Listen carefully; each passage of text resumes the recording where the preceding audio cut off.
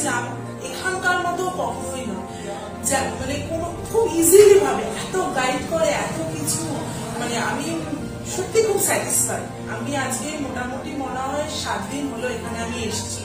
আমি 7 দিনে যেটুকু শিখেছি অনেক অনেক, দাদা আমাকে অনেক হেল্প করেছে। বলতে অনেক অনেক ইনস্টিটিউটে হয় যে খুব বেশি প্রেশার থাকে, এখানে সেই জিনিসটা নেই।